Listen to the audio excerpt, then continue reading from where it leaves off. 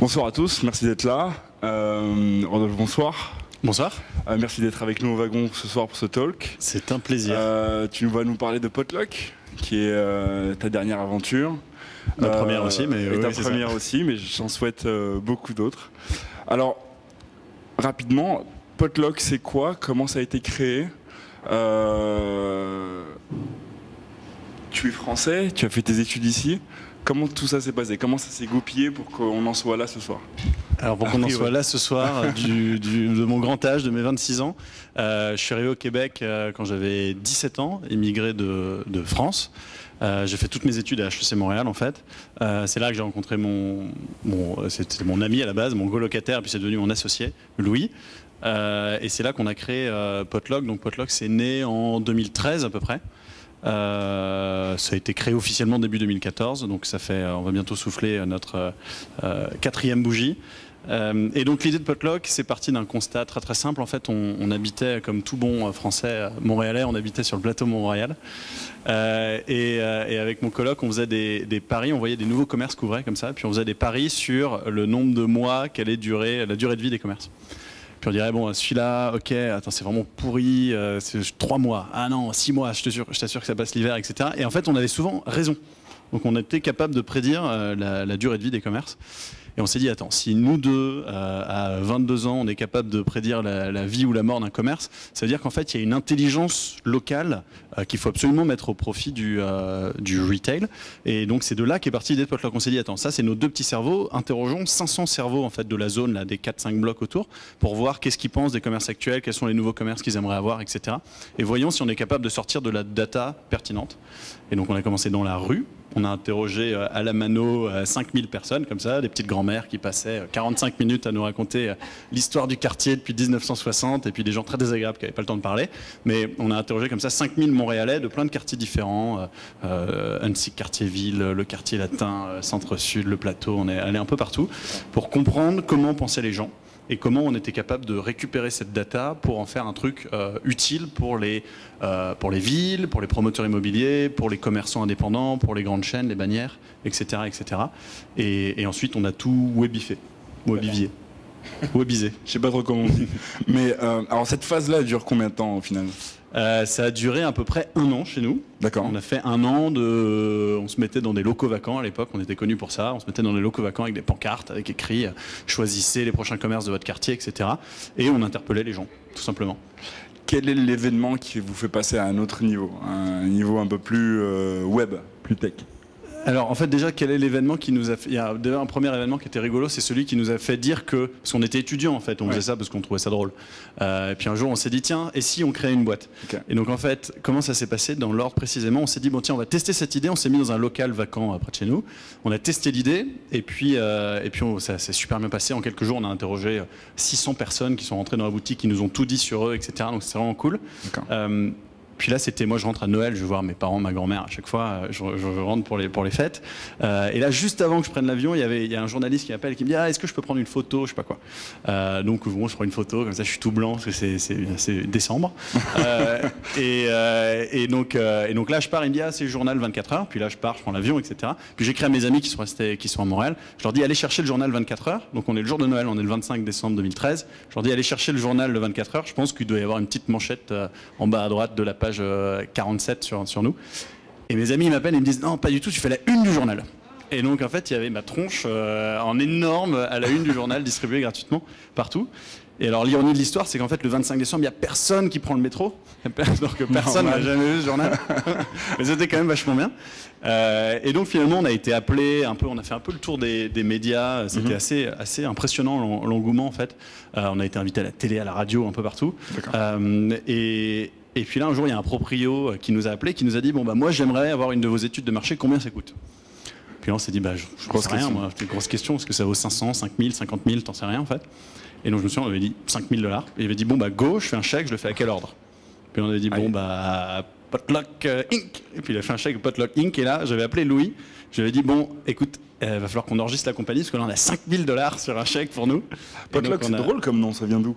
Et ben le potluck, en fait ça vient du potluck, c'est une sorte de jeu de mots. Le potluck c'est le repas partage, je sais pas comment en français de France ça serait un repas à la bonne franquette, où chacun apporte un truc à bouffer en fait, et puis ça fait une grande bouffe, c'est sympa. Nous on aimait bien l'idée dans le potluck qu'en fait chacun contribue avec sa petite pierre à créer un truc convivial, sympa.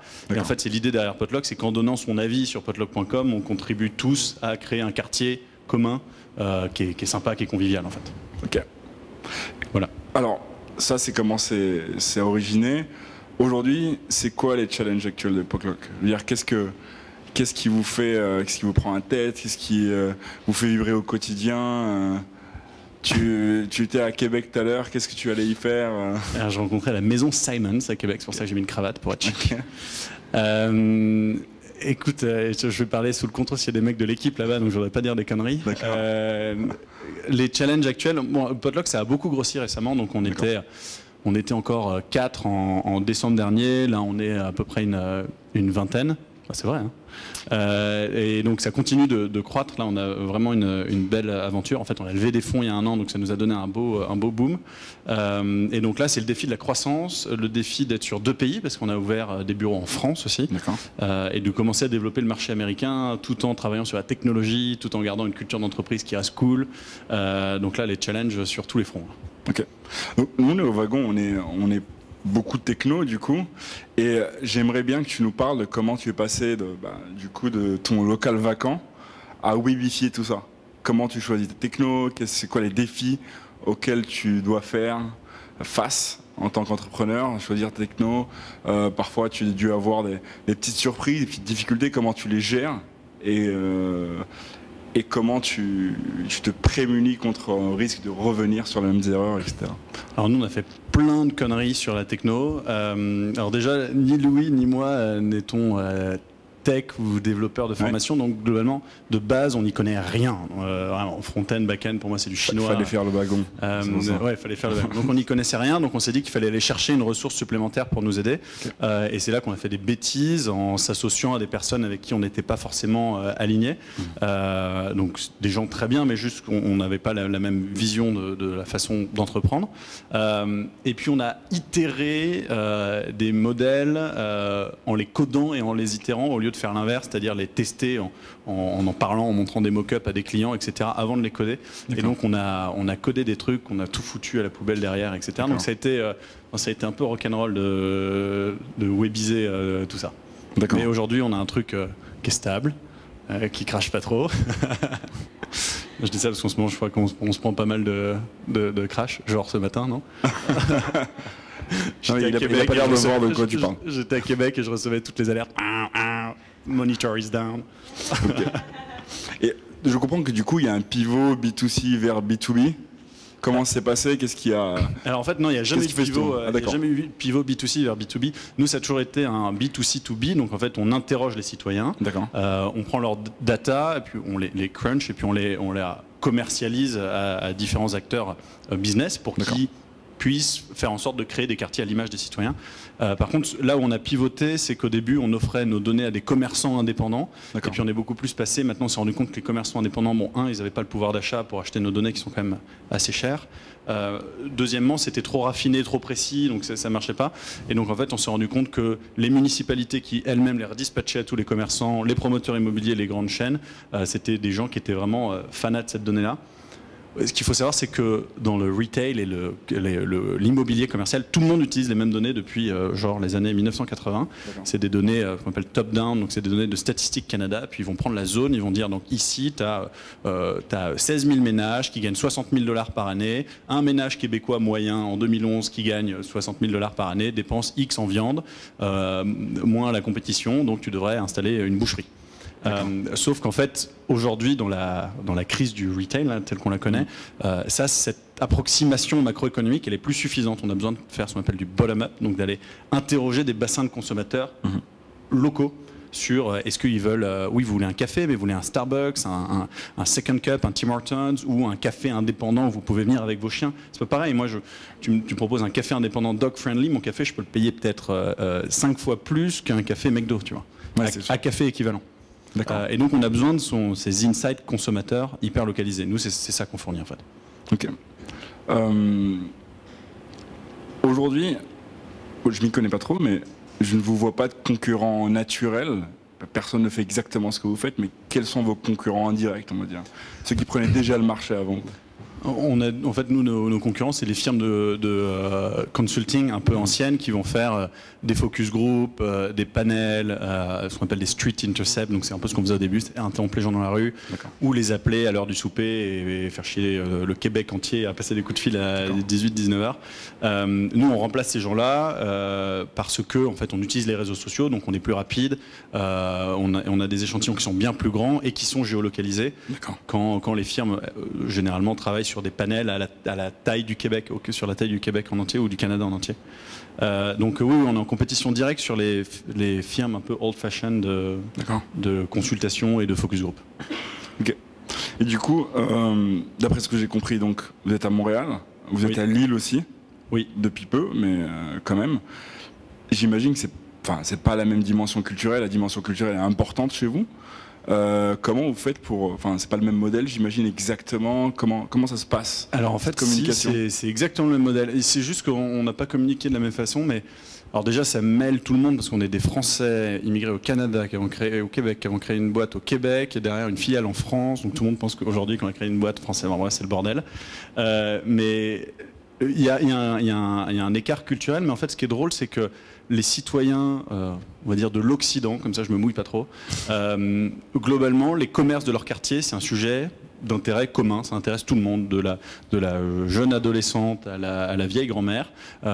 C'est un sujet dont tout le monde parle. Le petit café qui a ouvert le resto et le boulanger il pue de la gueule, etc. etc. C'est des sujets, vous allez dans n'importe quelle famille, bande d'amis, etc. Tout le monde parle des restos, des bars, des commerces. Et donc ça, en Europe, en Amérique du Nord, c'est un sujet commun. Donc nous, quand on pose des questions aux gens sur le truc à l'angle de chez eux, et tiens, on va peut-être ouvrir une salle de sport ici, qu'est-ce que t'en penses, machin, ça intéresse tout le monde, point, directement. Ok, très bien. Aujourd'hui, ici dans l'assistance, on a plein d'aspirants entrepreneurs. Si tu avais quelques conseils à leur donner, des écueils à éviter que tu peux tirer de ton expérience, tu ferais quoi? Ça, c'est une question qui est beaucoup trop large. C'est très dur.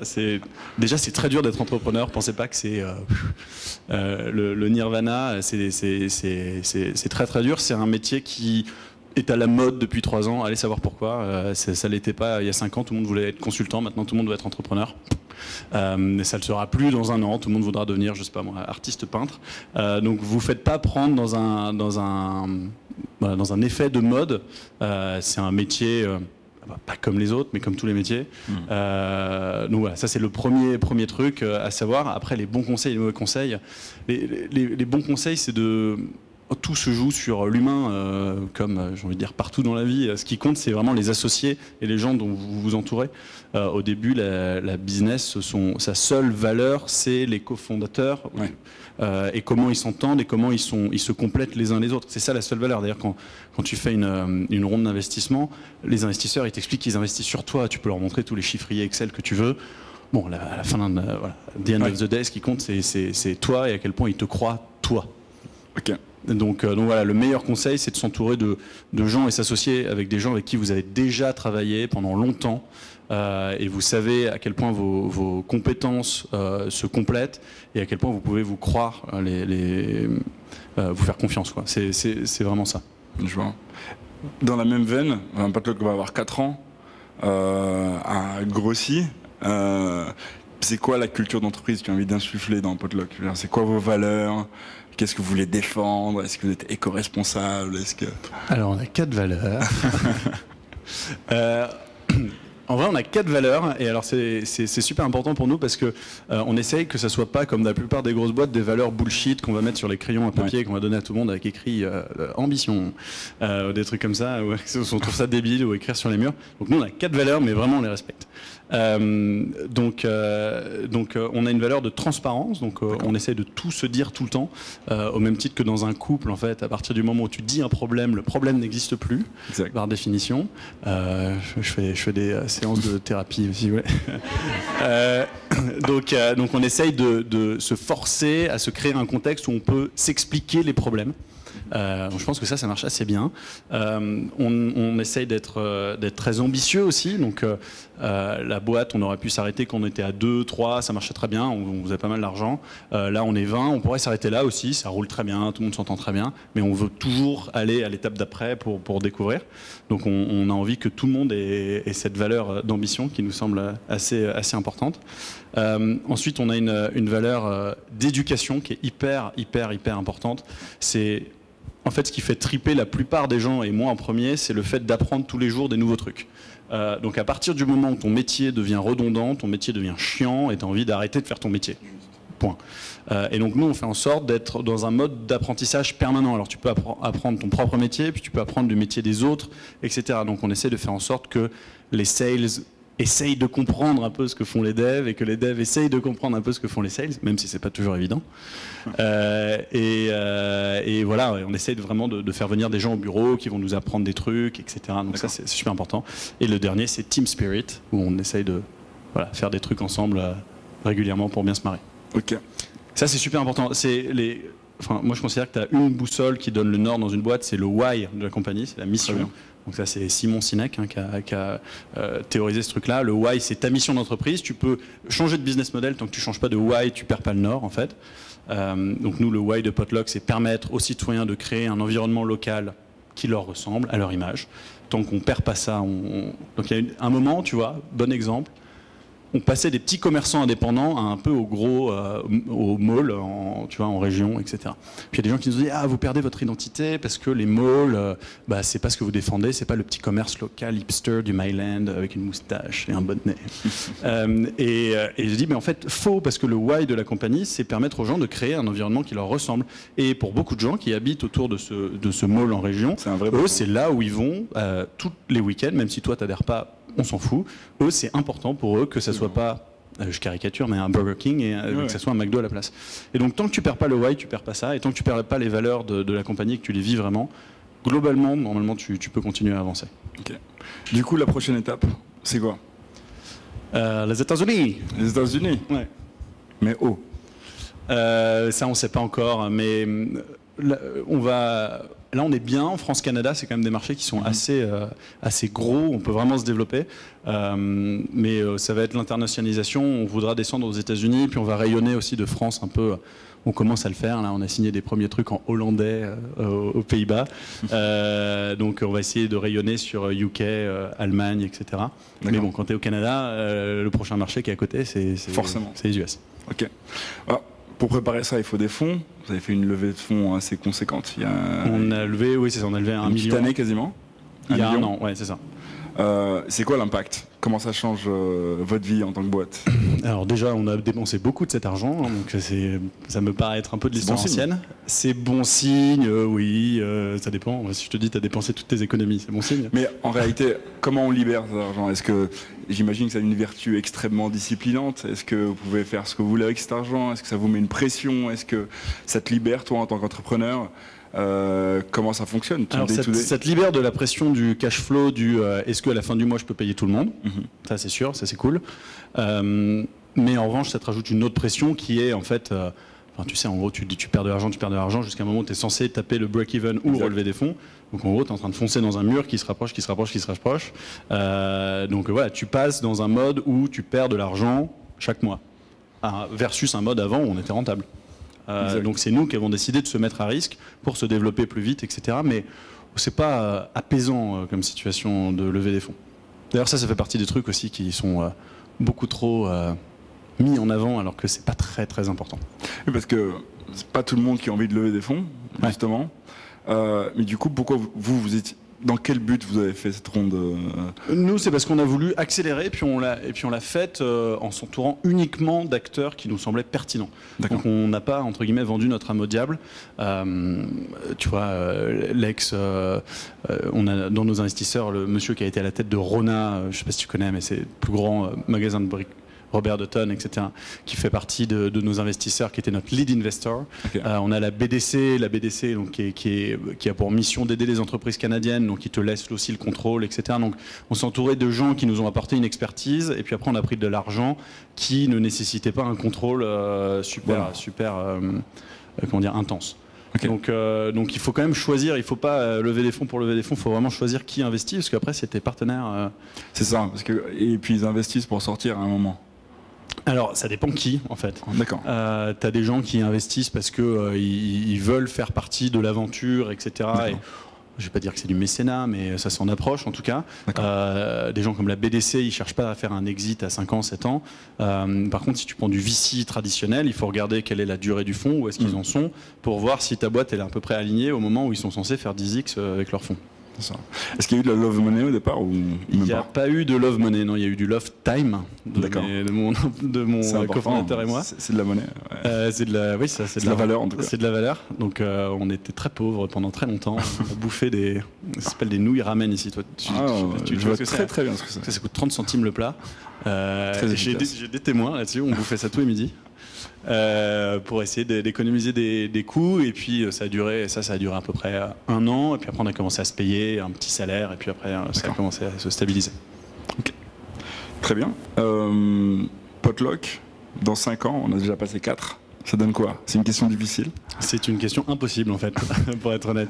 Dans 5 ans, j'en sais rien. On enverra peut-être des fusées sur Mars avec notre copain Elon Musk. D'accord. Non, j'en sais rien.